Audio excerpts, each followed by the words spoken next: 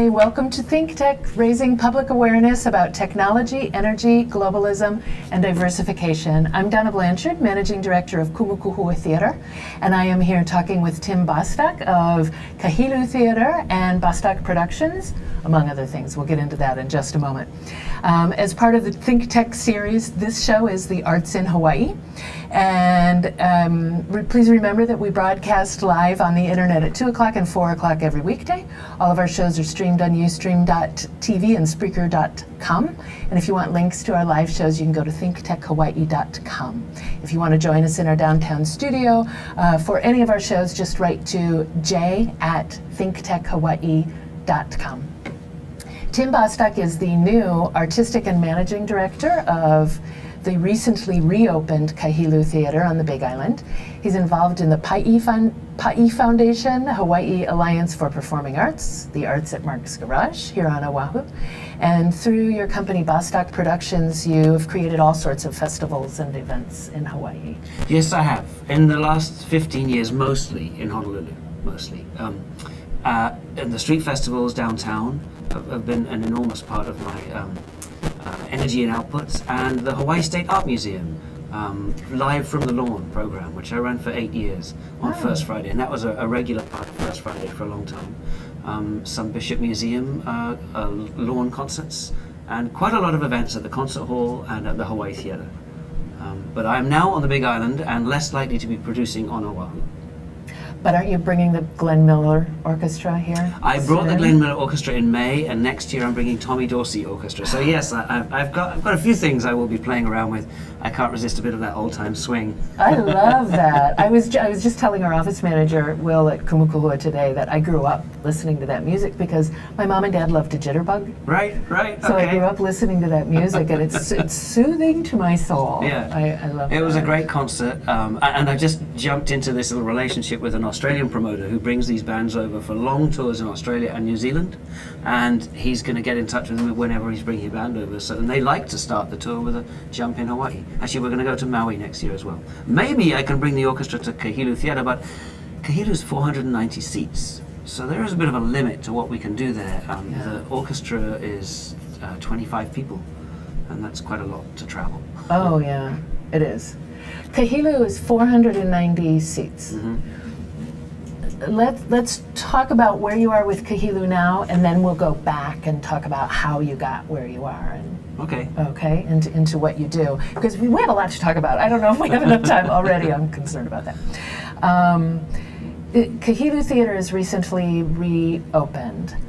How long have they been closed, and let us know what happened there. So they took an intermission. The board last year in June announced that it had to close its doors and had to let its staff go while they reshuffled and raised money to retire a debt. They had debts out there. They didn't want to renege on them, so they fundraised and paid off everybody.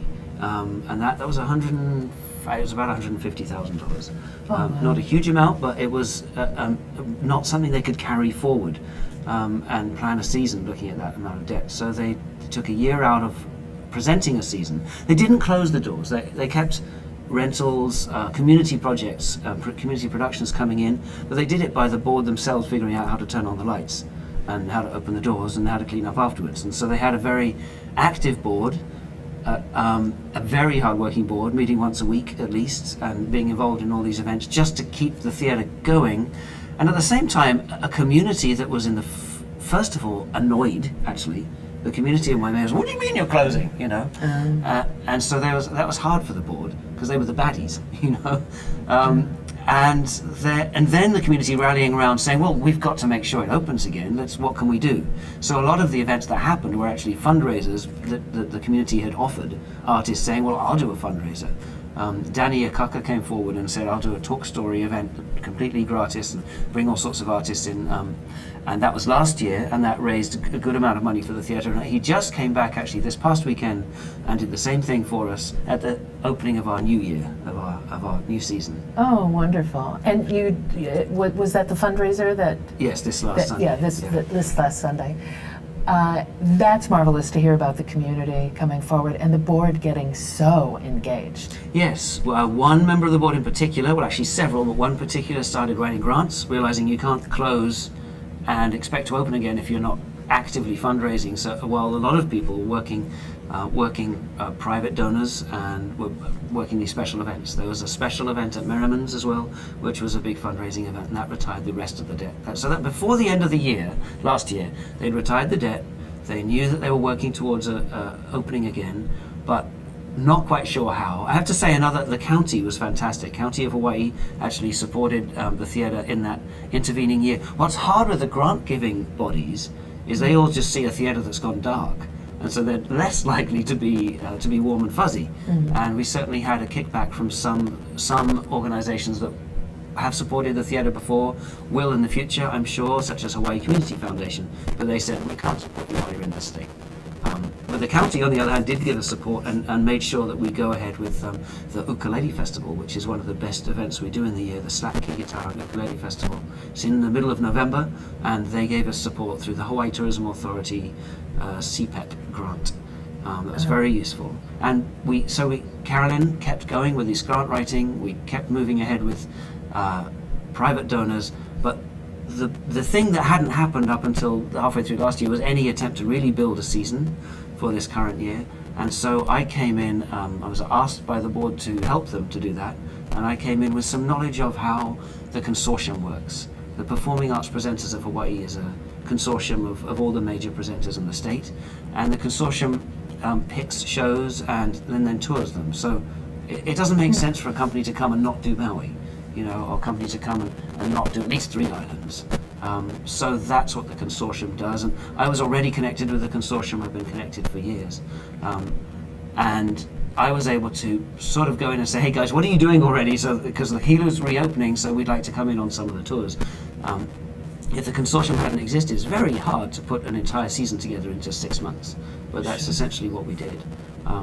We put a lot more Hawaiian music in the program because we did an interesting process, Donna. We went to the community. We had 2 events and an online review and feedback process. We wanted to know, what do you want to see? So we had a long list. I think we had 30 shows, and what do you want to see? We didn't say you only have 1 vote. We gave people as many votes as you like.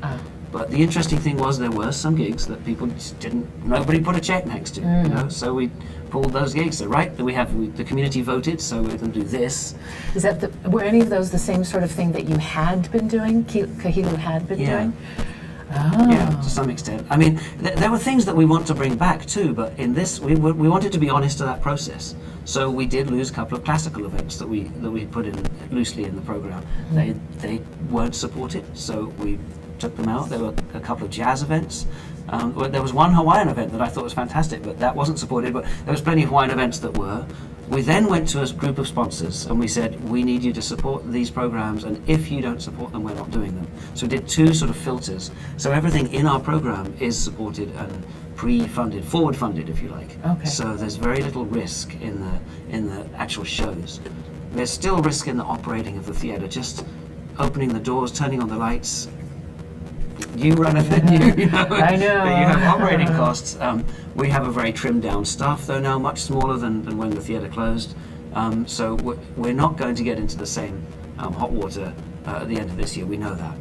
We know we need to grow enough to be able to bring a bit more staff back. But we have a tech team now. We have an operations director who is also the box office manager, and me. And that's it. That sounds like us at Kumukuhua with a much smaller facility. And volunteers, volunteers. Lots of volunteers. And I think Kahilu hadn't been using volunteers that much, apart from ushers. They hadn't been doing very, very many other things with their volunteers. We're now asking our ushers, how many of you would like to work the box office?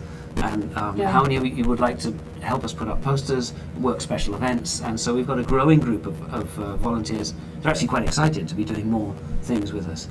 We had the same issue at Kumukuhua, that we had people who would come in and usher, but really those were the only volunteers, quote unquote. We had artists and we had board members that were doing everything.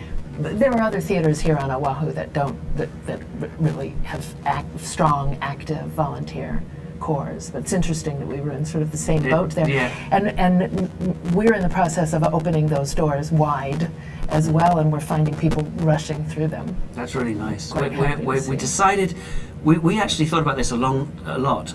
Can we have teenage ushers? Can we have much younger ushers? Ushers tend to be of a certain age and older, and we wondered if we could break that up a bit. And we did realize there are some shows that you could find an audience getting a bit rowdy. We've had Jack Johnson in the house, for instance. It might be slightly harder for a teenager to stop a guy smoking a reefer in the bathroom than an older lady who could, be more forceful. So, so there are times. The older lady smoking in the bathroom. No, the older lady. What kind of theater are you running? That's great. Well, we've decided that we are opening up, and the two local high schools have already said they would put that out as a service project with their groups, and we've got to a couple of church groups. So we're expecting to get some teenagers in as well, which will be nice. That is really cool. You have to feed that life cycle. Yeah, exactly. You have to keep that going. Yeah. And do you have any, so you don't have a resident company, but you have some community groups that use this space? Exactly. We have, for instance, the Kona Music Society, the Kamuela Philharmonic Orchestra, who really, its home has been the Kahilu Theatre, and it had to go elsewhere for a year, went to a couple of hotels on the coast, which were not as good, but they were very happy that they were welcomed at the hotels. And they traditionally do a free or donation-only concert. And they're coming back into the house in January. Kona Music Society is coming back in the house in November with Handel's Messiah. The Waimea Community Chorus and Waimea Community Theatre are the most prolific community arts group in Waimea. They're doing a couple of concerts with us again. The community theatre can't live in the theatre because it would need to rehearse all the time, and we have too many other things going on. Yeah. But we're really happy to welcome them back in. And actually we have, for the first time, all of those events I just mentioned are part of the season. So we haven't separated the visiting artists from the community productions. We've put them all into the season so that season subscribers can buy them online at the same time as they buy Keb Mo or the Rasta Thomas Bad Boys of Dance or Oliver Mutakudzi. So all the visiting artists are just next to the community shows, because I think something that a small theatre should do is should help those community shows sell. It should promote. We should be promoting partners, Right. not just a rental house. It's a bit easy to get separated in your mind. Well, that's our show, that's a rental. There's a rental, we'll just take their money and they can sell their show. And that's kind of where Kahilu Theatre was, because it didn't have an online ticket sales system before. So it was limited in how much it could do. Now that we've got a fabulous new online ticket system, really pleased with it actually, we're just delighted. Oh, good. So we can really offer that to all the groups that come in. Some may not want to, some may be so dyed in the wool, no, we sell tickets to our members first kind of thing. Then you say, okay, well, you don't have to sell tickets with us, but we're trying to put it all together so that it works for all of us. And then, that's the opening the doors wide for Yeah. the community as well. Yeah. One of the largest, fastest growing sectors in theater now is audience engagement. Any way in which you can engage an audience with the actual creation of a production, or just bringing them into the feedback loop. Yes. Certainly bringing them into the season Yes. is a wonderful way to Well, go. some of our most exciting shows are the ones which are culminations of kids programs.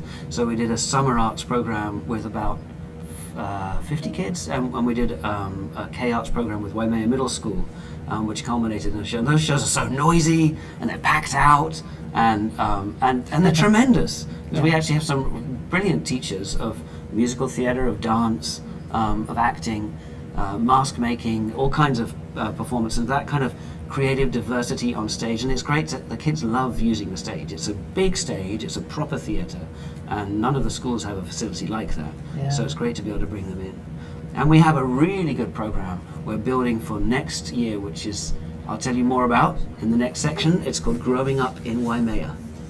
Ooh. And it's a big community project with performance attached, but it's really about reaching out to the community. All right, that is awesome. We're going to take a break and we'll come right back and we'll talk about that. I'm Donna Blanchard of Kumukuhui Theatre. This is the Arts in Hawaii on the ThinkTech series, and I'm talking with Tim Bostock. We'll be right back. Aloha, this is Jay Fidel. You know, ThinkTech and the Hawaii Venture Capital Association put on monthly luncheon panel programs at the Plaza Club here in Pioneer Plaza. Our program this time is on September 26th. It's called Solar in Hawaii. We're going to examine the solar industry and see what's in it for the long haul. We have a great panel, great moderator. We'll be sending out email on this. If you want to be in our email list to receive the details, check out thinktechhawaii.com. In any event, you can sign up for the program at hvca.org. Thanks. See you there. This is Jay Fidel. Mahalo. Hi there. We're back and we're live. I'm Donna, Managing Director of Kumukuhua Theatre. Donna Blanchard. I don't know why I just didn't say my last name. That was weird. Friendly. We know each other now. I'm talking with Tim Bostock, who has all sorts of titles, but right now we're talking about your affiliation with the Kahilu Theatre on the Big Island as the Artistic and Managing Director. And you were just about to tell us about a program, Growing Up in Waimea. Yes. So it's a community play. But it's not, it's more about the process than the end product in this case. We want to go into the community and really talk to high school kids, adults of different generations, about what is it like growing up in Waimea, how are our children doing. We know that many in the public school system particularly are not doing that well. And we need to find out how to help and how to be part of starting a conversation with the community about raising kids. And we think that there's a lot that the arts and humanities can do, and we think Kahilu can be the leader, if you like, in growing a group of partners to get that conversation going. And what we're aiming towards is a rites of passage initiative, which is going to come out of these conversations. We need to go, first of all, into small groups of people and listen to stories, gathering stories, talk story. You know, what were the milestones, what were the tsunamis, eruptions in your life that made you grow up, that made you grow up better, that actually helped you mature? Who were the people, aunties, uncles, that connected you to those moments? And then to sort of go back and try and write a play about it, which we're working with some wonderful people who've got community playwriting experience. David Blumenthal, who's from Connecticut, and he's got this rites of passage initiative. I think he's been working with it and on it for about 15 years. And then we kind of present this performance, and then we start the conversation. So actually we're going to start quite soon in October, going out and gathering stories. We're not planning the performance until March, and then we'll have a big conversation afterwards, actually with the audience. So the entire audience migrates to the foyer. We set up little tables and we have all sorts of conversation with the audience, and we listen to that, we document that, and then we go back to our partners who are by now in the schools, and we say, what can we do next? And so we're hoping that will grow into something pretty meaningful between middle school and high school and the rest of the community. And it's about engaging the whole community in this question of how can we best raise our children. Holy Toledo, that's thrilling. That is a huge bite. I mean, when you're saying, do you have anyone involved in the theater who has, I don't know, you almost need experience as you need to have a therapist, a That's PhD really interesting. in That would be part of our partnerships. Yeah. That we'd definitely reach out to some psychologists and child psychologists as part of our partnerships. And we've already begun, and we've worked we have good relationships in the middle school, particularly in Waimea, and in the high schools around. Waimea itself doesn't have a public high school, but the closest is at Nahavi or North Kahala, and in Honaka'a and in Waikoloa. And so we'll reach out to those high schools. Eventually, we want to create a program that actually has deep roots in the community, but also works so that it works into the middle schools. So we start at middle school, and we're working at grade level with kids, talking to them about growing up and what it means. And the high schoolers are helping, and they're mentoring. And that's actually what we want to get to.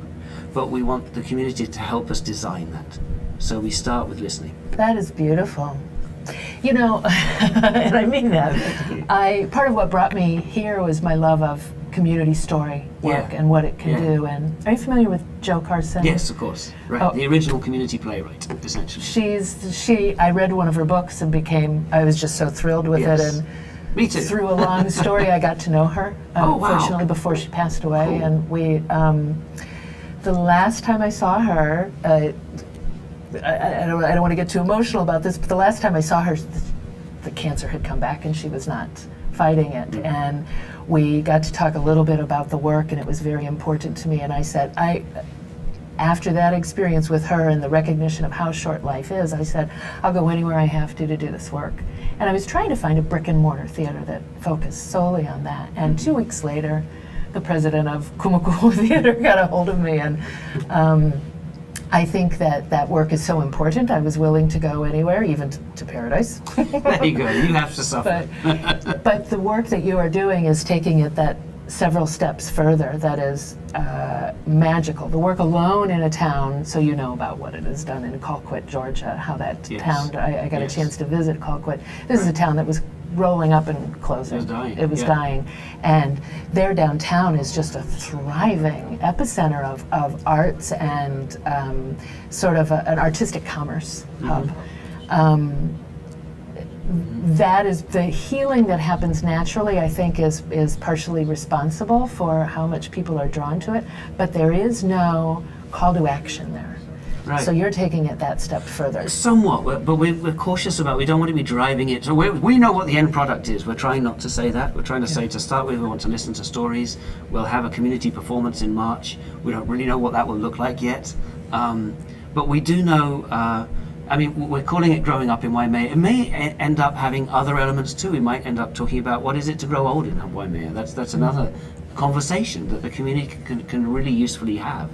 And I think arts and humanities are just so perfectly poised to help us do that. That's what the arts and humanities do best, is help us converse. And the thing is, we have arts at middle school, right? And the kids, and we go into Waimea Middle School, and the kids there have art teachers, and it all stops at high school. It pretty much all stops, unless you're in the private schools. But at the public school level, they pretty much have not much. And so we want to try to stay with those kids and keep programs going into the high schools that bring those kids back, you know, and by working them with the middle schoolers as mentors, they're reminded of, oh yeah, arts are cool. Remember when we did that mask project? And then they could do a mask project again. And you know, healing is going to be part of all of it.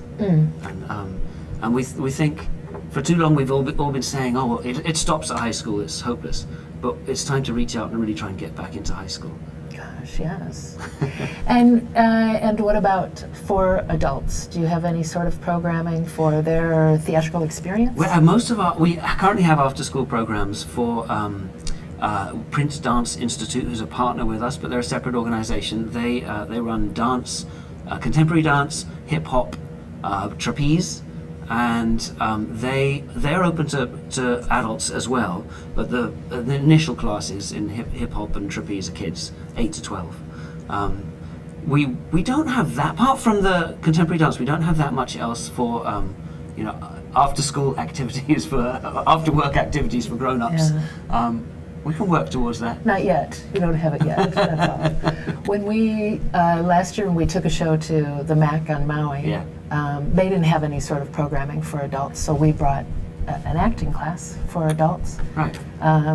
And we'll do it again this year, and I'm interested to see if the program can grow and be, if there are people who say, oh, that's fun and relaxing. And you're right, it is all about the conversation that you have.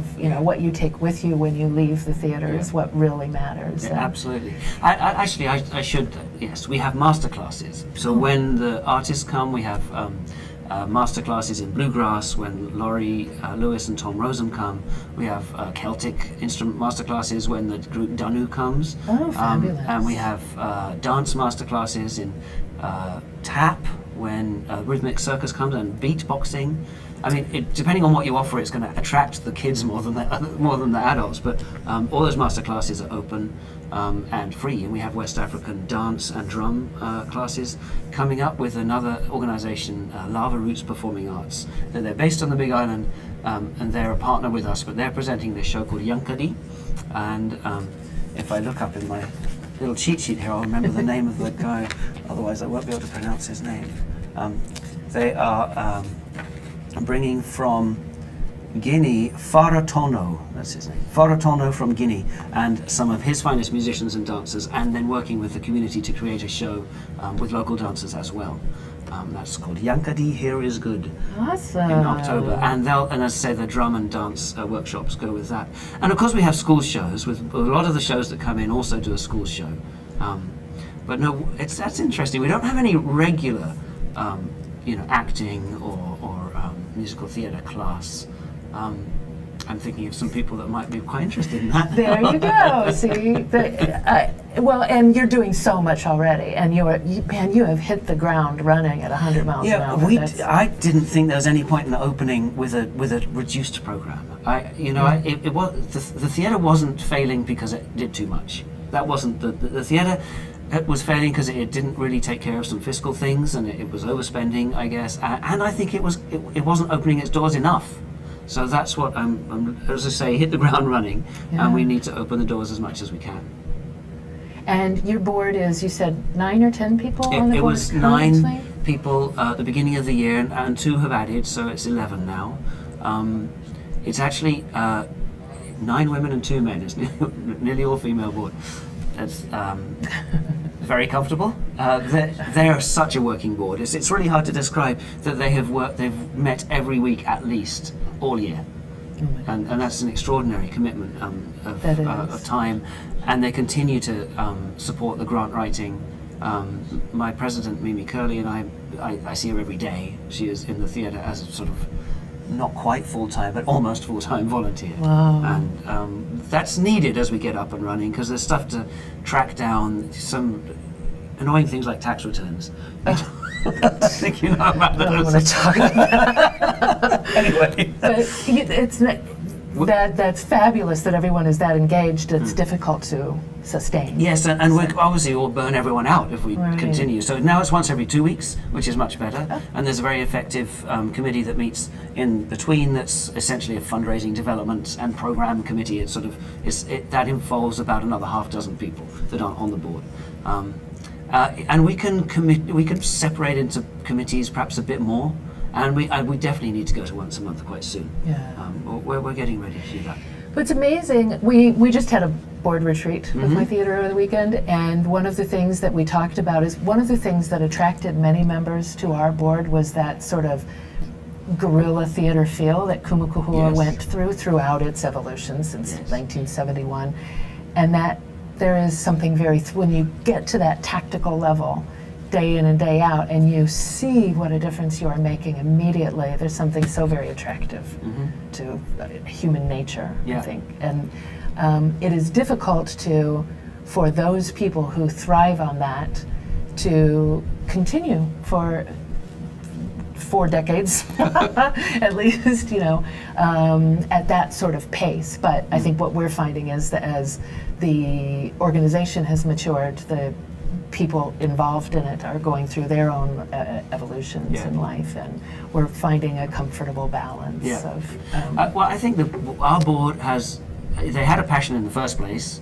They discovered more and more of a passion as they got to know how theatre worked, because they had to do that while there was one part. There was initially no staff for a while, and then one part-time staff person, Alva, who really kept everything going. She was a part-time, the only part-time staffer, just keeping this entire theatre going. And they were learning from her, how do you turn on the lights? Where are the light switches, and how do you use that lock? How do you lock up? As they were running events. And that fed them. So when I met the board, which is in about January, they're kind of crazed but really excited, an exciting bunch of people. So I was attracted to them because of what they were achieving and attempting to do. Yeah. And I think we're still rolling on that. And we're a phoenix, we've risen again. We need to keep that energy going though, and not be last month's story. So right. we've just opened the Dania Kaka event this past weekend was a special fundraiser, but the actual season opener is in 2 weeks. Kamaki Iva Kanakaole and his mom Kekuhi Kanakaole and her mom Pualani Kanakaole, with actually possibly some other members of the Ohana. So this is the famed family from Hilo that are behind the Halau o Kekuhi, and they haven't travelled. Kamaki Iva performs quite a lot around the place, but they haven't travelled together as a family before. They haven't performed together as a family like this. So it's very exciting. And that That's opens us. awesome to hear how the community and the community of artists are embracing the resurrection of the theatre. Yeah, and people are so happy to come back. But Angel Prince, who runs Prince Dance, and all of her teachers were ridiculously happy to be back in the house, because that's something that didn't happen in this intermission, as we didn't have after-school programs regularly. We were able to run some of our programs in Waimea Middle School, the K Arts program, which is once a week, but we didn't run. Now we're running pretty much every day after school for hours, and it's a lot of kids coming through the door. I love just knowing there is so much life and traffic happening. It's nice for me too, because you get that sort of 3 p.m. slump, right? And you've been in the office since 8:30, and in come the kids. Come in. And just hearing that noise, it's, okay, I can keep tapping. I know that feeling. Gosh darn it, we have to take another break. We'll be back in a moment. I'm Donna Blanchard of Kumukuhua Theatre. I'm talking with Tim Bostock of All Sorts of Things. Kahilu Theatre, we're talking about right now. This is the Arts in Hawaii on the ThinkTech series. We'll be right back. Aloha, I'm Nicole Horry for ThinkTech. For nearly half a century, the Hawaii Foreign Trade Zone No. 9 has brought the benefits of the Foreign Trade Zone program to Hawaii businesses and entrepreneurs. DBET, the Department of Business, Economic Development, and Tourism, operates Hawaii's Foreign Trade Zone program to encourage international business and economic development. The Foreign Trade Zone's mission is to increase the amount of international trading activity in Hawaii, thereby providing employment opportunities for the residents of our island state. For more information, see ftz9.org. I'm Nicole Horry. Mahalo. Hi, this is Donna Blanchard. This is the Arts in Hawaii on the ThinkTech series. I am talking with Tim Bostock. We've been talking about the Kahilu Theatre. Thank you so much for covering the breadth of all of the work that you are doing there, and thank you for doing that work there, being a part of that amazing machine. Well, it is fun. If it wasn't fun, I wouldn't do it. I mean, it's exhausting, but it's fun. Well, and just it sounds like you've got programs running 50 weeks out of the year, at least? You've got something going on there? Actually, so we do it in season. So currently, and there's the risk all the time. But currently, we've got the after-school programs running till Christmas. We're starting this new Growing Up in Waimea community process, talk story, towards performance in October, and that will run through to March. We'll have another series of after-school stuff, January through May.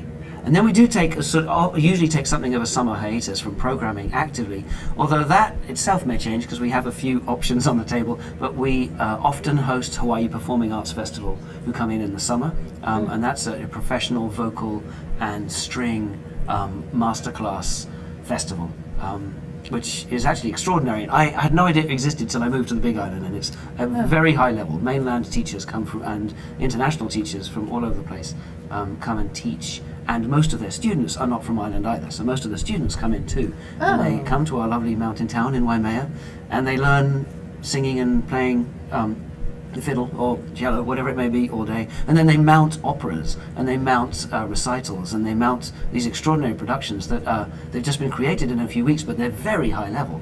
So we're really happy with that group. What a win-win-win. Yes. Yeah, you're bringing tourism dollars into the area and bringing art, and local artists can participate in yes, the masterclasses and as well? kids can get bursaries. Local kids can get special sponsorships to join. It's quite expensive.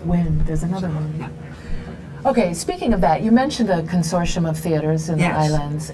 What theaters are included in that consortium? I'll probably forget one or two, but the really obvious ones are Maui Arts and Cultural Center. They're the biggest presenter in the state. The Kahilu Theatre, the UH Hilo Theatre, Performing Arts Center, which is a really nice house. Nothing else on the Big Island. In Oahu, Ballet Hawaii, UH Manoa Outreach College, which presents in various venues, from Kennedy to Orvis to sometimes renting the Hawaii Theatre. And let me see, Hawaii Chamber Music Society, Hawaii Concert Association, Kauai Concert Association, Early Music Hawaii. I think I'm forgetting one or two. Brigham Young University. And a couple of people that come in and out. The Hawaii Theatre occasionally, because the Hawaii Theatre is mostly a hall available to rent, but occasionally presents itself, so it also likes to get in on some tours. I think it's on two PAPH tours this year. I think overall there are something like 36 performing arts presenters of Hawaii tours this coming year. Kahilu is in on 19 of them or something like that. So there are a lot of the ones we're not on are the chamber music, or there's some great artists that we're not on. Actually, we just couldn't fit everything in. But these people meet 3 times a year, and some of us go to the Western Arts Alliance, which is in somewhere on the West Coast. It was in LA just a couple of weeks ago, and I went. Some go to the APAP, the Association for Performing Arts Presenters in New York, which is in January. And these are the trade conferences. You go to New York in January? It's what pretty a horrible time. Yeah, that's true. It's pretty cold. But, these are our trade meets, you know, and you meet every single booking agent in the business, and they tell you what's new, what's coming up, what this dance company is doing. And did you know Lulu Washington Dance Company is celebrating its 35th anniversary in 2015? They've got a great program, and so we take a look. And we then get our heads together in these 3 meetings, and we watch videos, and we argue, and some people champion, you know, so you just decide, I want this company to come, and everyone else is going, no, not really interested. And you talk about it enough until you beat someone over the head enough, and they also want it to come. And it's a bit of trading, and after a while, a lot of it's about money. You can't bring something that you can't afford. And it depends on your house size, and every organization is different. But that is how most of the tours to Hawaii are built that are not the more obvious independent commercial music. So do you think, here's something about you, Tim, that I find kind of fascinating, is the work that you are, the artists that you are responsible for bringing into different events and venues seems so widely varied. And it cannot help but be influenced by who you are, where your personal tastes lie. Do you think? I think that's true. Of course it's true. When I began to present in Hawaii, when I moved here, my background was in all sorts of things. I was a booking agent for a while. I was a consultant in sponsorship for a while, and then I became involved in street festivals. And I ran an extraordinary organization called the National Street Arts Festival for several years, which had lots and lots of outdoor events in the summer months only. It's England, remember? In June, July, August, across about 60-something cities and towns in the UK. So that was fun. And I came from there here, and I realized nobody was going to give me a job, so I better present. So everything I was doing in England was sort of secondary, or I was getting contracts to do things. Over here, I pretty much had to just take the risk. And then, of course, I was presenting what I thought would sell, but also what I wanted to present. So Slava Snow Show is one of my calling cards of those early years. It's a tremendous, really wonderful spectacle, suitable for all the family. It's also very weird and deep in some ways. And we ran that at the Hawaii Theatre for 2 winter seasons. Or Christmas holiday seasons, I should say. It was a great success. Brought them back actually for another summer season not too long ago. And then I got into circus, realizing that there's a lot of circus in China, and that we don't always have to reach to America for circus or Europe. And so I brought Chi, and I brought the Shaolin Warriors 3 times now. So those were things that I particularly loved, and I love them as spectacle. I love them as the fact that they're so accessible to everyone. Because you have to be, I came from an English sensibility. I used to go and watch Shakespeare. I'm quite aware that most people in Hawaii, well, you can't fill the Hawaii Theatre, I don't think, with a Shakespeare show. You fill Mark's Garage. You fill Mark's Garage, and Tony Pisculli and his partners do a fantastic job with the Shakespeare Festival. But to present drama, professional drama in Hawaii is a really dodgy proposition. I did manage to bring a couple of groups from the UK, quite Ridiculousmus, just 2 guys actually, and they were fantastic comic but deep theatre, and from New Zealand, several times bringing New Zealand Maori drama to the islands, and doing some quite deep tours, working with Kamehameha schools. Woman Far Walking was one show, and Waiora, and The Prophet more recently. So I've done quite a lot of work with New Zealand companies. It's also who I knew. So it's like who I am, but who I know. So I knew companies and presenters in Australia and New Zealand because I'd had a relationship with those places for a while, and of course England and Europe. I knew very little about American art. which is interesting. Oh. when I came here, I learned. I went to APAP a few times. You know? Yeah, you had to find out about it. Yes. All right, we've got to take a break. We'll come back and we'll talk about, I'd like to talk about the difference, what you learned about American art and the differences that you I shouldn't learned have used that phrase. This is the Arts in Hawaii. I'm Donna Blanchard of Kumu Theatre. I'm talking with Tim Bostock of Kahilu Theatre and Bostock Productions and HAPA and all sorts of other organizations. We'll be back in just a moment. We want to thank our underwriters. Hawaiian Electric Company and its affiliates Maui Electric on Maui and Hawaii Electric Light Company on Hawaii Island are deeply committed to the communities they serve. Galen Ho is a senior executive of BAE Systems, a global defense, security, and aerospace company. The High-Tech Development Corporation, the state's leading technology agency, attached to the Department of Business, Economic Development, and Tourism. Castle and Cook Hawaii, with a time-honored legacy that spans more than 160 years and revolves around its mission of investing in Hawaii, creating communities, and providing for the needs of our state. Hawaii Gas, formerly the Gas Company, a proponent of the Liquefied Natural Gas Initiative, helping Hawaii achieve its transition to clean energy and a better energy future. Collateral Analytics, a Hawaii-based tech company empowering the real estate industry with greater and faster access to the tools and data they need to make better informed property investment decisions. I'm Nicole Horry. Thanks so much for joining us on ThinkTech. I'm Maria Kashem. See you next time. Hi, we're back and we're live. This is the Arts in Hawaii. I'm Donna Blanchard, Managing Director of Kumu Theatre, and I am talking with Tim Bostock of Kahilu Theatre and the Arts at Mark's Garage and Bostock Productions and the Hawaii Alliance of Performing Arts. And we just teased that we were going to talk about the difference between American theater, American arts, and European, and he doesn't want to talk about it now. I don't know why. So I'm just going to throw that right back at you. We don't have to. We only have about 10 minutes left, and we have a lot to get through, so we'll go on, and if you change your mind, let me know. Let's talk about your affiliation with the Arts at Mark's Garage. Yeah, I was a founding partner of the Arts at Mark's Garage, which just meant I happened to be in the right place at the right time, and Marilyn Cristofori was looking for initial partners, so it was a Hawaii Arts Alliance project for many years, and we always had about 6 to 12 partners, a sort of roving group of people. Some have been there from the beginning, like myself, the Hawaii Watercolor Society, the Hawaii Craftsmen, and some have come in and out. But I now am an associate there rather than a full partner, because I'm not on this island most of the time, but I do still have a bit of a desk, a cubicle, and I store some street stuff down in the basement, which I haven't looked at for a while.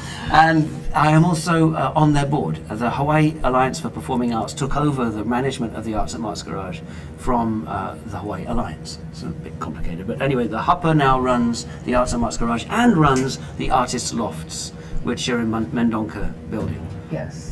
And both of those operations are essentially headed up by Rich Richardson, Executive Director, and a small board, and I am, for my sins, the Treasurer on that small organization, and I'm very happy to say that we're not going bankrupt yet, but it's always a struggle, but my heart is always in that downtown edge. We have a brilliant exhibit on right now, Sharks. And I haven't seen it it's yet. excellent. Sharks and Oceans. It's a fantastic exhibit. Really, really fun. Really quirky. And I came in to do an hour's worth of emails, and I spent most of the time looking at the walls. So that was great.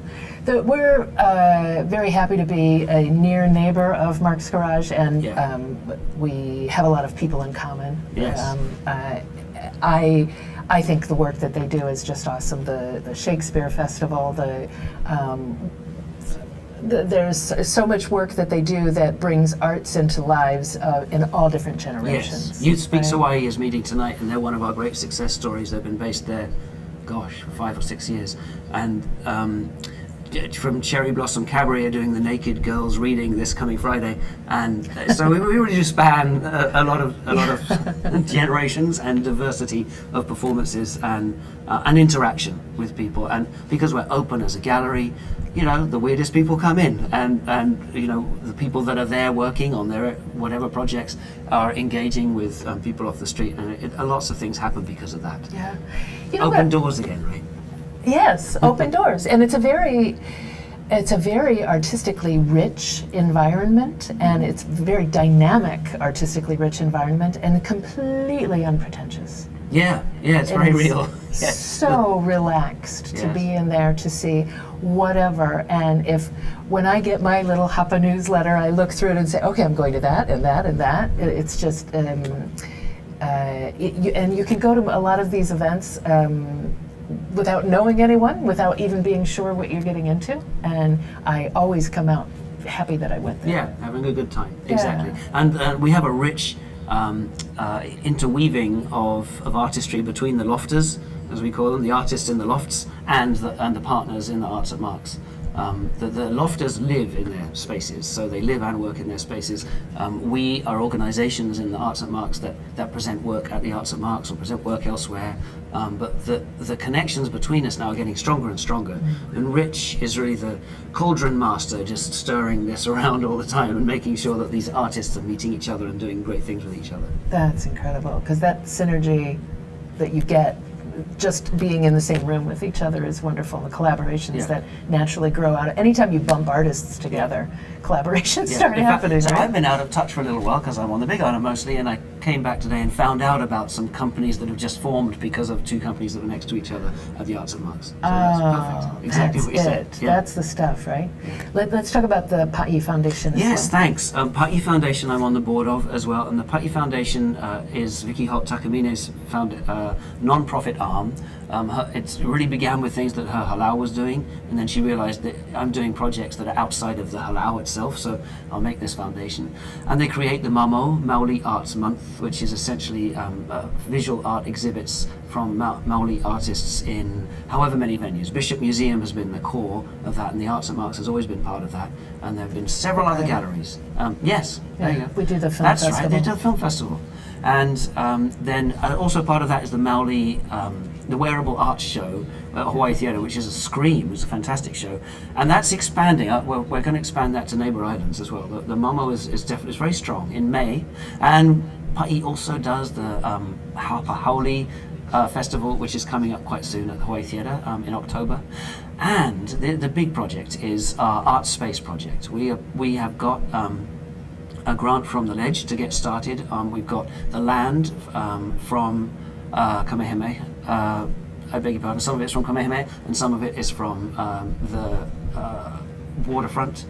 We have got In Kaka'ako. in Kaka'ako, we've got an 80-unit development planned, and Art Space is a national organisation that we're partnering with, and we're pretty sure this is going to happen. We're still fundraising, but we're pretty sure this is going to happen. And you should, I'm sure you will, have Ed Bourgeois on this program at some stage. He's just joined Pa'i Foundation as their executive director. He's a wonderful man, and I'm really excited that Art Space could make a massive difference to artists. The Lofters space is already exciting, and that's 18, I believe, artists in the in Mendonca building. This would be 80. Yeah. 80 artists in one building. Can you imagine the conversations in the elevator? I have to say, I'm on the list to be at one of the lofters. Okay. So I'm excited to hear about the project just because, for what it is, period. And very personally, I'm excited about it also. That sort of, it's a synergy that we're talking about. It's incredible. And I think, Kaka'ako, it's going really fast at the moment. There are going to be mistakes made in Kaka'ako, but for now the artists have a good handle on it, and it's really exciting. It doesn't mean to say that downtown is not also creatively. I think they can work together. Well, yeah, there's not that much distance between downtown and Kaka'ako. And Get on your Kumukuhu bike. has been reaching into that area as well. I think that we're going to, there are people that I've experienced there with R&D, Yeah. Inter-Island. Yeah. They're very open to collaboration, and that's all you need. That's what's going to make it happen, is that openness for it. Thank you so much for coming. I'm sorry that we have to wrap up. We have so much more that we could talk about. And I'm really happy to hear about everything that you're doing. I'm happy that Hawaii has you and that I had a chance to have you here for an hour. Thank you very much, Donna. Thank you so much. Okay, now I've got to read this stuff to wrap up. Thank you very much to our production manager, Ian Davidson, our communications director, Chrissy Goffigan, who tweets and posts on Facebook for us, and to Jay Fidel, who somehow puts all of this together. Thanks to you, our listeners, and thank you to everyone who listens to The Arts in Hawaii and ThinkTech. Please check out our previous broadcasts on YouTube. Just go to thinktechhawaii.com and like us on Facebook. Next week, we're going to be talking with DJ Nocturna and Lana Saldania. That's going to be a really interesting show. We'll see you next week. Thanks. Aloha.